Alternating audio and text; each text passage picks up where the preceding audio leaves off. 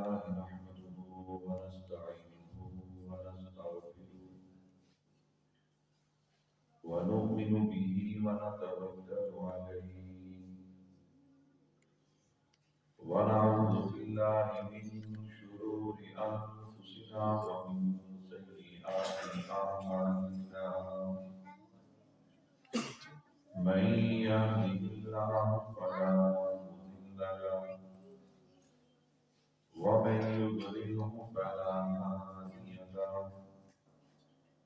ونشهد أن لا إله إلا الله وحده لا شريك له ونشهد أن سيدنا ومولانا محمدا عبده ورسوله أما بعد أعوذ بالله من الشيطان الرجيم بسم الله الرحمن الرحيم ولنبلونكم بشيء من الخوف والجوع ونقص من الأموال والأنفس والثمرات وبشر الصابرين الذين إذا أصابتهم مصيبة قالوا إنا لله وإنا إليه راجعون وقال النبي صلى الله عليه وسلم الإيمان نصفان نصف شكر ونصف صبر صدق الله العظيم وصدق رسوله النبي الكريم ونحن على ذلك لمن الشاهدين والشاكرين والحمد لله رب العالمين. تمام حضرات ایک مرتبہ درود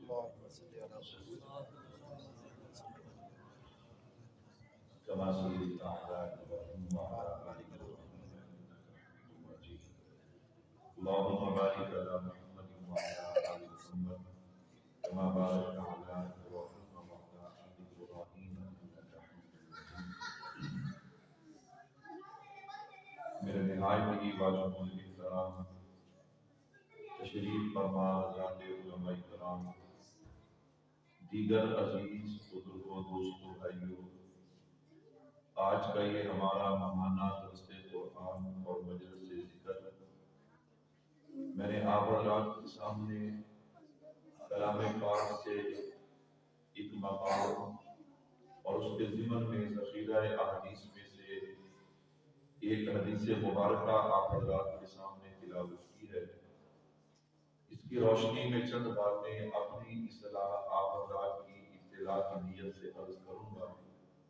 اللہ سے دعا بھی ہے کہ سننے سنانے کے بعد اللہ عمل کی توفیق عطا فرمائے۔ میں نے آپ حضرات کے سامنے جس عنوان پہ گفتگو کرنی ہے وہ عنوان ہے مقصد نعمت اور مصیبت۔ کیا مطلب کہ اللہ انسان کو نعمت کیوں عطا کرتے ہیں اور انسان پر دنیا میں مصیبت کیوں آتی ہے، اس کا کیا مقصد ہے۔ انشاءاللہ اس مقصد کو میں آپ حضرات کے سامنے بیان کرنے کی، آپ کو سمجھانے کی کوشش کروں گا۔ اللہ سے دعا بھی ہے اللہ مجھے شرح صدر کے ساتھ کلام کرنے کی توفیق عطا فرمائے۔ الحمدللہ ہم مسلمان ہیں اور ہم نے کلمہ پڑھا لا الہ الا اللہ محمد رسول اللہ۔ ہر مسلمان کا عقیدہ اور نظریہ ہے کہ پوری کائنات کے خالق اللہ ہے۔ کون ہے؟ نمبر دو، اس کے ساتھ ساتھ دوسرا عقیدہ اور نظریہ یہ ہے کہ اللہ نے کائنات میں جس چیز کو بھی پیدا کیا کسی نہ کسی مقصد کے لیے پیدا کیا، حتیٰ کہ ایک مچھر اور مکھی ہے، اللہ نے اسے بھی بغیر مقصد کے پیدا نہیں کیا، اس کے پیدا کرنے کا بھی کوئی نہ کوئی مقصد ضرور ہے۔ تو جب اللہ رب العزت نے کائنات میں کسی چیز کو بھی بغیر مقصد کے پیدا نہیں کیا تو آخر اللہ انسان کو دنیا میں نعمتیں عطا کرتے ہیں، دنیا میں انسان پر مصیبت اور پریشانی آتی ہے، نعمت کا مقصد کیا ہے؟ جب مصیبت اور پریشانی آئے تو اس کا مقصد کیا ہے؟ تو یاد رکھیے گا، ان دونوں کا مقصد آزمائش ہے۔ اللہ دیکھنا چاہتے ہیں کہ میں نعمت عطا کرتا ہوں تو میرا بندہ اس پہ شکر کرتا ہے کہ نہیں، اور اگر میری طرف سے کوئی مصیبت آئے اس پہ صبر کرتا ہے کہ نہیں۔ توجہ کیجئے گا، اللہ جب کسی بندے کو نعمت عطا کرے، اللہ دیکھنا چاہتے ہیں کہ میرا بندہ جو ہے وہ صرف اس نعمت میں مگن ہے یا اس ذات کی طرف بھی متوجہ ہوتا ہے کہ جس نے اس کو یہ نعمت عطا کی ہے۔ اور میرے اللہ کا اعلان ہے، لَإِن شَكَرْتُمْ لَأَزِيدَنَّكُمْ، اے میرے بندے میری نعمت پہ شکر کرنا تیرا کام ہے، نعمت میں اضافہ کر دینا عرش والے خدا کا کام ہے۔ میرے بھائیوں تھوڑی سی توجہ کیجئے گا، اللہ رب العزت بندے کو نعمت عطا فرمائے، زندگی نعمت ہے، صحت نعمت ہے، اللہ نے دیکھنے کو آنکھیں دی ہیں نعمت ہے۔ کسی نابینے سے پوچھئے کہ بینائی کتنی بڑی نعمت ہے، زبان اللہ کی نعمت ہے، کان اللہ کی نعمت ہے، اللہ نے کام کاج کے لیے ہاتھ اور پاؤں دیے، یہ اللہ کی نعمت ہے، اللہ نے رزق دیا، یہ اللہ کی نعمت ہے، اللہ نے امن دیا، یہ اللہ کی نعمت ہے، اللہ نے اولاد دی ہے، یہ اللہ کی نعمت ہے۔ تو اللہ نے جتنی بھی نعمتیں عطا کی ہیں، نعمت کا مقصد کیا ہے؟ اللہ دیکھنا چاہتے ہیں میرا بندہ شکر کرتا ہے کہ نہیں کرتا، کیا صرف نعمت کے اندر ایسا مشغول ہو جاتا ہے کہ ناشکری پہ اتر آتا ہے، اس کے اندر تکبر اور غرور پیدا ہوتا ہے۔ فرمایا لَإِن شَكَرْتُمْ لَأَزِيدَنَّكُمْ وَلَئِن كَفَرْتُمْ إِنَّ عَذَابِي لَشَدِيدٌ۔ یاد رکھ بندے، اگر تو نعمت پہ شکر کرے گا میں تیری نعمت میں اضافہ کر دوں گا، برکت عطا کر دوں گا، اور اگر تو ناشکری کرے گا تو یاد رکھ میرا عذاب کیا ہے؟ بہت سخت اور دردناک ہے۔ میرے بھائیوں توجہ کیجئے، مجھے اور آپ کو تعلیم کیا ملتی ہے؟ مجھے اور آپ کو سبق کیا ملتا ہے؟ کہ اللہ جو نعمت بھی عطا کرے ہم نے اس پہ شکر کرنا ہے۔ کہو انشاءاللہ۔ میرے اور آپ کے پیارے آقا علیہ السلام کی سیرت، میرے محبوب کی سیرت کو پڑھ کے دیکھیے، اندازہ ہوگا اللہ کے نبی صلی اللہ علیہ وسلم اپنے اللہ کا شکر کیسے ادا کیا کرتے تھے۔ اما عائشہ صدیقہ مقدسہ مطہرہ رضی اللہ تعالیٰ عنہ فرماتی ہیں، ایک دن اللہ کے نبی نے تہجد کی نماز پڑھی اور میرے حجرے میں پڑھی۔ انداز کیا تھا؟ اللہ کے نبی نے قیام فرمایا، اتنا لمبا قیام، اور پھر آپ قیام میں روئے، اتنا روئے کہ آپ کا سینہ مبارک آنسوؤں سے تر ہو گیا۔ اللہ کے نبی کتنا روئے، فرمایا اسی طرح آپ نے رکوع کیا، اسی طرح آپ نے سجدہ کیا اور نماز کو مکمل کیا۔ جب نماز مکمل ہو گئی، اللہ اکبر، اما فرماتی میں نے عرض کیا اللہ کے نبی آپ تو بخشے بخشائے ہیں، آپ کو معصوم ہیں، ہمیں حکم ہے کہ میں اور آپ گناہ کے قریب نہ جائے، لیکن گناہ کو حکم ہے وہ نبی کے قریب نہ جائے، نبی کو معصوم ہوتا ہے۔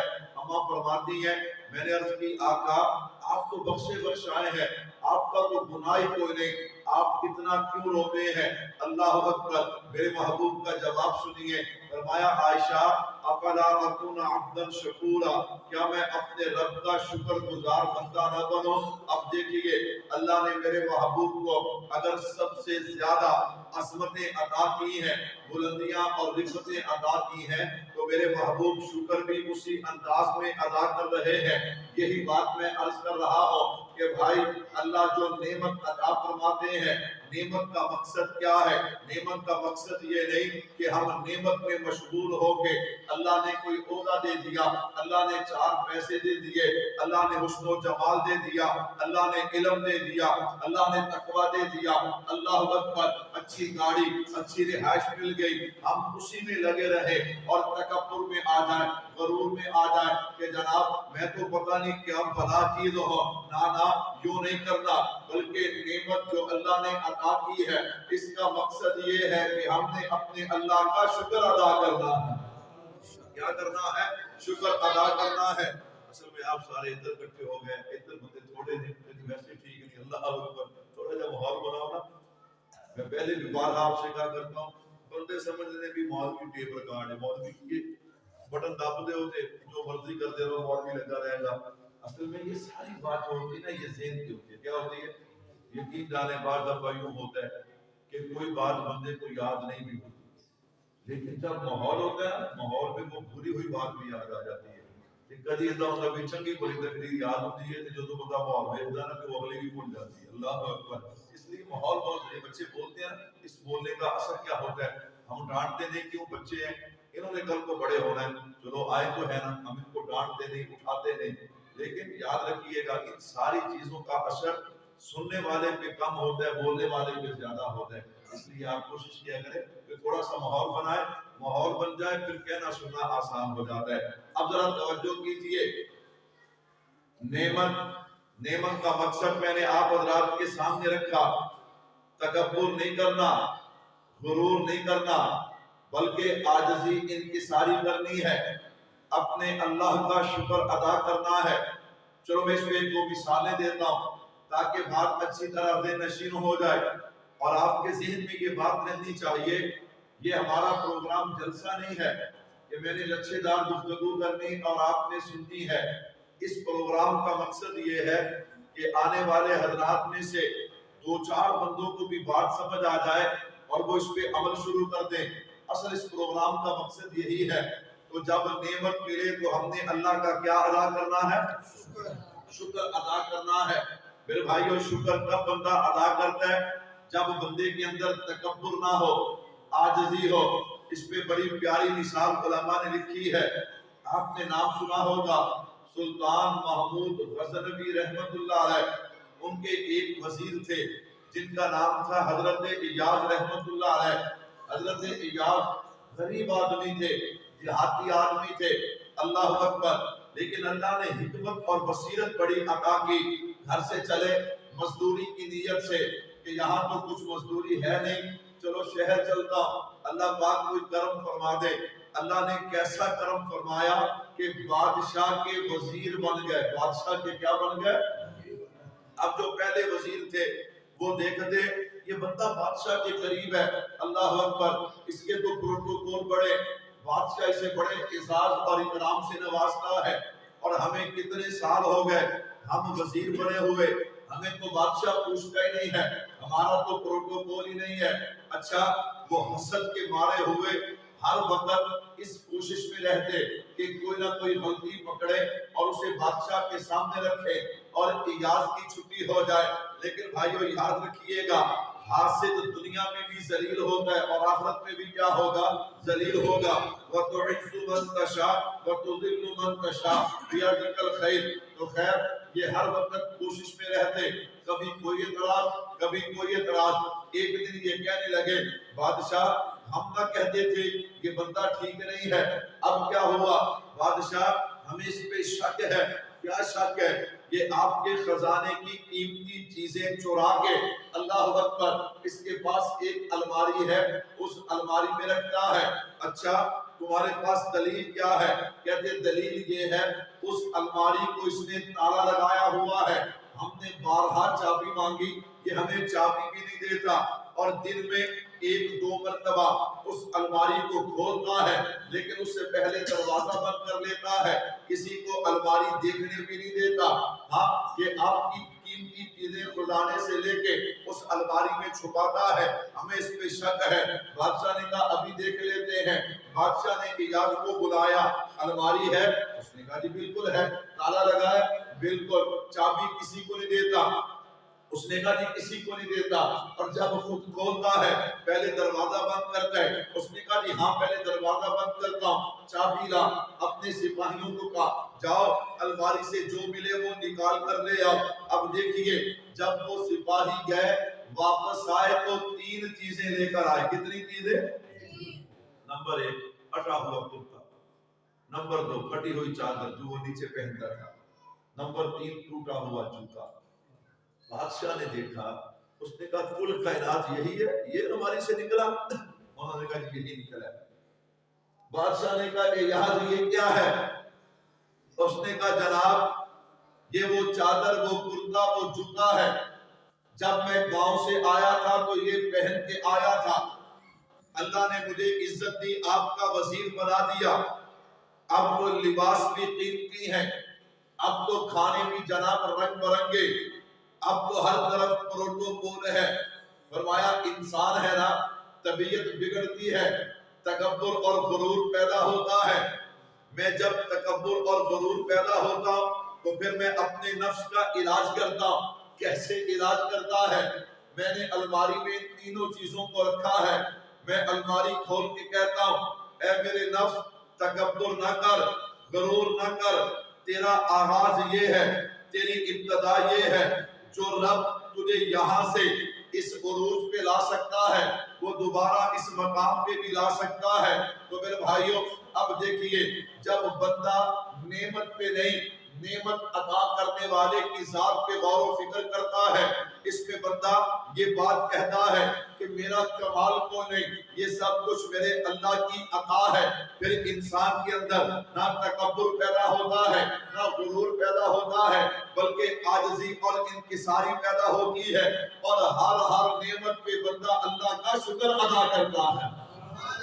کیا ادا کرتا ہے؟ شکر ادا کرتا ہے۔ میرے بھائیوں توجہ کیجئے گا، میں اس پہ ایک مثال اور دیتا ہوں، اللہ کرے میری بات آپ حضرات کو سمجھ آ جائے۔ ہمارے بزرگوں میں سے حضرت امام سفیان ثوری رحمۃ اللہ علیہ حضرت امام جعفر صادق رحمۃ اللہ علیہ کے پاس گئے، جا کر کہنے لگے، حضرت نے جب دیکھا نا امام جعفر صادق رحمۃ اللہ علیہ نے پوچھا سفیان ثوری کیسے تشریف لائے؟ فرمایا علم سیکھنے کے لیے۔ کیا سیکھنے کے لیے؟ سانو دو گلا آ جان، اسی کہتے سانو بڑی لوڑ ہے کسی کا بیان سنن دی، سانو بڑی لوڑ ہے کسی کے درس قرآن سے جان دی۔ اللہ اکبر، میں تے آپ بڑا علم والا ہے۔ اللہ اکبر، امام سفیان ثوری رحمۃ اللہ علیہ جیسا انسان، اللہ اکبر اللہ اکبر۔ حضرت امام جعفر صادق رحمۃ اللہ علیہ کی مجلس میں حاضر ہوئے، جب حضرت نے پوچھا نا کیسے آئے ہو؟ حضرت سیکھنے کے لیے آیا۔ کیا کرنے کے لیے آیا ہوں؟ سیکھنے کے لیے آیا ہوں۔ اللہ اکبر۔ فرمایا تم 3 باتیں یاد کر لو۔ کتنی باتیں یاد کر لو؟ 3 باتیں۔ نمبر 1 فرمایا نعمت پہ اللہ کا شکر ادا کیا کرو۔ نعمت پہ اللہ کا کیا کیا کرو؟ اور اس کی پھر حضرت نے تشریح فرمائی، فرمایا جب اللہ بندے کو نعمت عطا کرتے ہیں نا پھر بندہ بگڑتا ہے۔ پھر بندہ کیا کرتا ہے؟ کسی کو اللہ نے حسن و جمال دے دیا، کسی کو علم دے دیا، کسی کو تقویٰ دے دیا۔ یہ نہیں کہ علم والوں میں تکبر پیدا نہیں ہوتا، تسی دیکھا نہیں مولوی دی ہاتھ نال سلام دیندے اللہ اکبر اللہ اکبر، بڑے بڑے ہو جاؤ۔ میں نے کہا بھائی پروٹوکول توجہ کیجئے گا۔ فرمایا جب اللہ کسی کو نعمت عطا کرے نا، قرآن کہتا ہے وَإِذَا أَنْعَمْنَا عَلَى الْإِنسَانِ أَعْرَضَ وَنَأَىٰ بِجَانِبِهِ۔ جب اللہ کسی کو نعمت عطا کرتے ہیں تو پھر یہ کیا کرتا ہے؟ یہ پہلو بدلتا ہے اور پھر دور نکل جاتا ہے، یعنی اعراض کرتا ہے۔ اللہ اکبر۔ فرمایا اس لیے جب اللہ نعمت عطا کرے تو اس پہ اللہ کا شکر کرنا، کبھی اعراض نہیں کرنا، کبھی ناشکری نہیں کرنا۔ میرے بھائیوں اگلی بات سمجھیے گا، میں نے عرض کیا نا ہماری مجلس سمجھنے سمجھانے کے لیے ہے۔ یاد رکھنا ایک ہوتا ہے نعمت اور ایک ہوتا ہے استدراج، دونوں میں فرق ہے۔ نعمت کیا ہے؟ اللہ تبارک و تعالیٰ کی طرف سے کسی پہ کرم اور فضل ہو جائے، یہ تو نعمت ہے۔ استدراج کسے کہتے ہیں؟ وَأُمْلِي لَهُمْ إِنَّ كَيْدِي مَتِينٌ۔ کیا مطلب؟ اللہ فرماتے ہیں ہم نے رسی ڈھیلی چھوڑی ہوئی ہے، پھر جب ہم رسی کھینچیں گے نا پھر انہیں اندازہ نہیں ہے کہ ہم کیسی کیسی تدبیریں کرتے ہیں۔ کیا مطلب؟ فرمایا کبھی ایسا ہوتا ہے کہ اللہ کسی بندے کو نعمت دے کے آزماتے ہیں، تھوڑی سی نعمت دی نا، اس کی اوقات بدلی، اس کے حالات بدلے، اگر تو عاجزی انکساری کرے پھر اللہ کیا کرتے؟ لَإِن شَكَرْتُمْ لَأَزِيدَنَّكُمْ، پھر تو اللہ برکتیں عطا کر دیتے۔ اگر وہ تکبر کرے، غرور کرے، وَأُمْلِي لَهُمْ إِنَّ كَيْدِي مَتِينٌ، پھر اللہ تھوڑی سی رسی ڈھیلی چھوڑ کے نا پھر اللہ رسی کھینچتے ہیں۔ اللہ معاف فرمائے، جسے اللہ پکڑے اسے کوئی بچا سکتا نہیں۔ فرمایا ایک ہے نعمت، ایک ہے استدراج۔ اللہ اکبر، اللہ ہم سب کو استدراج سے بچائے، کہہ دو آمین۔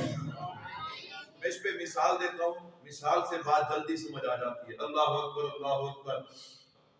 ہمارے بزرگوں میں سے تبلیغی جماعت کے بانی حضرت مولانا محمد الیاس رحمۃ اللہ علیہ، اللہ ان کے درجات کو مزید بلند فرمائے، کہہ دو آمین۔ آج میں اور آپ ایک مدرسہ بناتے، ایک مسجد بناتے، ایک بندے کو نمازی بناتے، ہم کہتے ہیں بہت صاحب میرا جو کام بن گیا ہے کہ بندہ جتنی دیر نماز پڑھے گا مینوں ادھر ثواب ملے گا۔ سبحان اللہ۔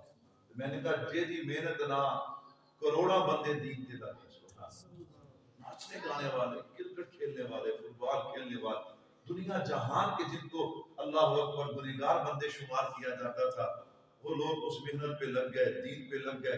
میں نے کہا اس کو اللہ کتنا اجر عطا فرمائے۔ اللہ اکبر۔ تو خیر استدراج سنیے گا میرے بھائیو، حضرت مولانا محمد الیاس رحمۃ اللہ علیہ، حضرت جی بیمار تھے، مفتی اعظم پاکستان مفتی محمد شفیع رحمۃ اللہ علیہ حضرت تیمارداری کے لیے گئے۔ جب تیمارداری کے لیے گئے نا تو ڈاکٹروں نے منع کر دیا کہ حضرت کی طبیعت ایسی ہے آپ ان کو نہ ملیں، ان کے آرام میں خلل نہ ڈالیں۔ اب حضرت مفتی صاحب کا حوصلہ دیکھیے، میرے آرام جیسا ہوتا تو جھگڑ پڑتا کہ میں ملنے کے لیے آیا ہوں، میں تیمارداری کرنے کے لیے آیا ہوں اور آپ ملنے نہیں دیتے۔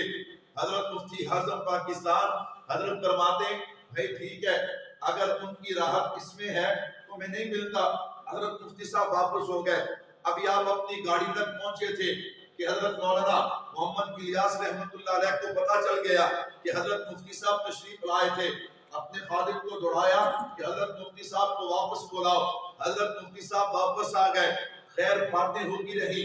حضرت نے بڑی عجیب بات ارشاد فرمائی، فرمایا مفتی صاحب اللہ آپ کو جزا دے، اللہ آپ کا بھلا کرے، آپ تشریف لائے ہیں، میرے ذہن میں ایک سوال کھٹک رہا تھا۔ اللہ اکبر، وہ سوال میں نے آپ سے پوچھنا ہے، آپ صاحب علم آدمی ہیں، آپ اس کا جواب نہیں دیے۔ فرمایا پوچھئے۔ فرمایا حضرت میں گھر سے اکیلا نکلا تھا، میں گھر سے تبلیغ کی محنت کے لیے میں گھر سے اکیلا نکلا تھا، اور آج پاکستان میں نہیں پوری دنیا میں اس جماعت کا کام پھیل چکا۔ کہہ دو الحمدللہ۔ سمجھ نہیں آتی کیسے ترتیب لگائی جائے، بزرگ پریشان ہیں، لوگوں کو کیسے سنبھالا جائے۔ یہاں تو لوگ پریشان ہیں، لوگ آتے نہیں ہیں۔ میں نے کہا وہاں بزرگ پریشان ہیں، لوگوں کو سنبھالا کیسے جائے۔ اللہ اکبر، اللہ اکبر۔ تو فرمایا حضرت یہ جو کام اتنا پھیل گیا ہے یہ کہیں استدراج تو نہیں ہے کہ اللہ رب العزت نے وقتی طور پہ میرے کام کو کامیابی دے دی اور بعد میں اس کام کو ختم کر دیا جائے، یا آخرت میں اللہ فرمائے کہ دنیا میں تو تجھے سب کچھ دیا، تمہارا کام پھیل گیا، آخرت میں تمہارا کوئی حصہ نہیں۔ دیکھیے اللہ والوں کی سوچ کہاں تک جاتی ہے۔ حضرت مفتی صاحب فرمانے لگے نہیں حضرت یہ استدراج نہیں ہے، یہ اللہ کا کرم، اللہ کا فضل، اللہ کی نعمت ہے۔ کہا مفتی صاحب یہی تو میں نے آپ سے پوچھنا ہے، اس پہ دلیل کیا ہے، اس پہ دلیل کیا ہے۔ اللہ اکبر، عالم کی شان ہے وہ بغیر دلیل کے بات نہیں کرتا۔ حضرت مفتی صاحب فرماتے دلیل یہی ہے، یہ جو آپ فکر مند ہوئے ہیں نا، وگرنہ کسی بندے دے 100 نہیں 150 200 بندے جان آڑے ہون، وہ کہنا جی میں تے ایدہ کر دیاں گا، میں تے ہر شے جام کر کے رکھ دیاں گا۔ ایک بندہ اس کی جماعت کا کام پوری دنیا میں پھیل جائے، کروڑوں لوگ اس کام کو کرنے والے ہو، وہ بندہ پھر اس فکر میں ہو کہ پتہ نہیں یہ اللہ قبول کریں گے کہ نہیں کریں گے، یہ استدراج تو نہیں ہے۔ فرمایا آپ کا یہ فکر مند ہونا، یہ عاجزی کرنا، یہی اس بات کی دلیل ہے، یہ استدراج نہیں بلکہ اللہ کی نعمت ہے۔ تو بھائیو پہلی بات میں نے یہ عرض کی ہے کہ اللہ رب العزت مجھے اور آپ کو جو نعمت عطا کرتے ہیں اس کا مقصد کیا ہے کہ اللہ دیکھنا چاہتے کہ میرا بندہ شکر کرتا ہے کہ نہیں کرتا، نہ شکری کرتا ہے یا تکبر کرتا ہے۔ اللہ اکبر، اگر تو شکر کریں گے اللہ نعمتوں میں اضافہ کر دیں گے، اور اگر نہ شکری کریں گے تو اللہ فرماتے یاد رکھنا میری پکڑ اور میرا عذاب بھی کیا ہے، سخت ہے۔ اللہ مجھے اور آپ کو ہر نعمت پہ شکر ادا کرنے کی توفیق عطا فرمائے، کہہ دو آمین۔ نمبر 2، اللہ کی طرف سے جو امتحانات ہے، اللہ کی طرف سے جو مصیبت آتی ہے، پریشانی آتی ہے، کبھی رزق کے حوالے سے، کبھی اولاد کے حوالے سے، کبھی صحت کے حوالے سے، کبھی کسی حوالے سے، اس کا مقصد کیا ہے؟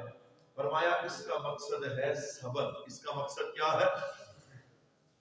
اللہ دیکھنا چاہتے ہیں کہ بندہ صبر کرتا ہے یا اس مصیبت میں پڑ کے جزا فضا کرتا ہے، یا بندہ صبر کرتا ہے اور اس میں غور و فکر کرتا ہے۔ آپ کہیں گے مولوی صاحب کیا مطلب؟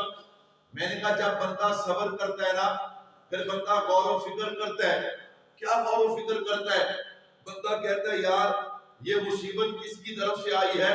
اللہ کی طرف سے، اور اسے دور بھی کون کرے گا؟ اللہ کرے گا۔ نمبر 3، بندہ سوچتا ہے کہ ماں اولاد جتنی بھی کمزور ہونا، جتنی بھی گئی گزری ہو، ماں کبھی اپنی اولاد کو تکلیف نہیں دیتی، اور اللہ تو 100 ماؤں سے بھی زیادہ محبت کرنے والا ہے۔ اللہ مجھے تکلیف کیسے دے سکتے ہیں؟ یہ جو اللہ نے پریشانی اور مصیبت بھیجی ہے نا، اس میں کوئی نہ کوئی حکمت ضرور ہے جو ہمیں سمجھ نہیں آ رہی۔ آپ کہیں گے مولوی صاحب پریشانی میں، مصیبت میں، تکلیف میں کیا حکمت ہو سکتی ہے؟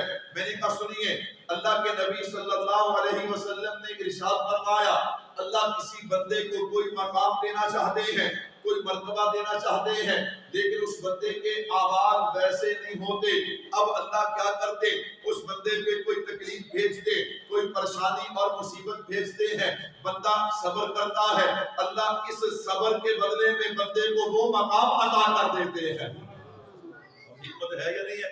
اور اس سے بھی بڑی بات سنیے گا، کل قیامت کا دن ہوگا، ابھی حساب کتاب شروع نہیں ہوا ہوگا، کچھ لوگ جمع ہو کے جنت کے دروازے پہ جائیں گے، دروازہ کھٹکھٹائیں گے، دروغہ جنت کہے گا ہاں بھئی کیا چاہیے؟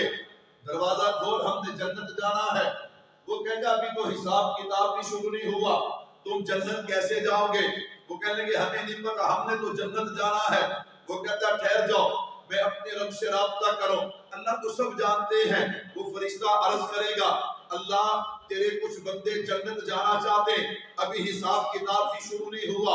اللہ اکبر، اللہ فرمائیں گے دروازہ کھول دے اور ان کو جنت جانے دے۔ میرے اللہ ابھی تو حساب کتاب بھی نہیں، اور وہ جنت۔ فرمایا ہاں ان لوگوں کے ساتھ میرا وعدہ تھا انما یوفی الصابرون اجرهم بغیر حساب، کہ دنیا میں صبر کرنا تمہارا کام ہے اور بغیر حساب کتاب کے جنت عطا کر دینا خدا کا کام ہے۔ ہے یا نہیں ہے؟ ماشاءاللہ، اللہ اکبر۔ ایسے عنوان ہے نا، ایسے عنوان بندہ سنے سمجھے، پھر بندے کے دل سے سبحان اللہ نکلتی ہے۔ پھر کیا نکلتی ہے؟ وگرنہ بندے سبحان اللہ کہتے رہتے ہیں، جلسہ مکے تو بندہ پوچھے یار تو بڑی سبحان اللہ کہتا سی، تینوں کوئی سمجھ بھی آئی ہے کہ نہیں آئی؟ وہ کہتا مولوی صاحب نے شیر پڑھیا سور لائی تو میں سبحان اللہ کی چھڑی، اگلی گل کا کوئی نہیں پتا۔ میرے بھائیو توجہ کیجئے گا، یہ ہم علماء سے سنتے ہیں نا، دین سیکھنا چاہیے، دین سیکھنا چاہیے۔ کون سی بات؟ یہی باتیں سیکھنے والی ہیں۔ ہر قدم قدم پہ بندے پہ اللہ کی نعمت بھی ہے اور اللہ کی طرف سے امتحان بھی ہے۔ جب بندے کو پتا ہو کہ شکر کروں گا تو کیا ملے گا، صبر کروں گا تو کیا ملے گا، تو میرے بھائیو توجہ کیجئے گا۔ عنوان تو لمبا ہے لیکن میں اختصار کے ساتھ کوشش کر رہا ہوں۔ الحمدللہ میں نے 2 جمعے اپنے مسجد میں سے بیان کیا لیکن عنوان ختم نہیں ہوا، تو میں اس عنوان کو آپ حضرات کے سامنے اختصار کے ساتھ رکھنے جا رہا ہوں۔ نمبر 1، نعمت کا مقصد کیا ہے؟ شکر۔ और मुसीबत का मकसद क्या है? सबर। और मेरे महबूब से यही फरमाया, अल ईमान निस्फानी, ईमान उसके दो हिस्से हैं, निस्फुन शुक्रुन व निस्फुन सब्रुन। नंबर एक, साहबे ईमान को नेमत मिले तो शुक्र करता है। नंबर दो, परेशानी आए तो सब्र करता है। मेरे भाइयों, अब जरा थोड़ा सा उन्वान को आगे बढ़ाएं। वलनब्लुवन्नकुम बिशैइन मिनल खौफि वल जू व नक्सिन मिनल अम्वालि वल अनफुसि वस समरात। अल्लाह फरमाते हैं, मैं तुम्हें आजमाऊंगा और जरूर आजमाऊंगा। वो आजमाना कैसे होगा? फरमाया, कभी तो मैं रिज़्क में फरावानी कर दूंगा, माल को बढ़ा दूंगा, और कभी रिज़्क में तंगी होगी, अल्लाह रिज़्क को रोक लेंगे। क्यों? आजमाइश है। नंबर दो, फरमाया कभी यूं होगा, अल्लाह सेहत दे के आजमाएंगे, कभी बीमारी दे के आजमाएंगे, और कभी ऐसा होगा कि कोई प्यारा दुनिया में आ रहा है, नेमत है ना, अब इस पे शुक्र करता है या नहीं, या इस पे तकब्बुर करता है कि अल्लाह ने मैनू 4 मुंडे दिते ने, अल्लाह मैनू 5 मुंडे दिते ने, अल्लाह अकबर, या औलाद पे शुक्र करता है। नंबर 5, कभी जनाब यूं होता है कि जनाब वाला अपने खानदान में से, अपने प्यारों में से कोई जुदा हो रहा है, उस पे अल्लाह देखते हैं कि ये बंदा सब्र करता है कि नहीं करता। मेरे भाइयों, नेमत मुसीबत के बाद एक बात और समझाना चाहता हूं, तो याद रखिएगा, दुनिया जो है ये दारुल इम्तिहान है। नेमत है तो भी आजमाइश है, मुसीबत है तो भी क्या है?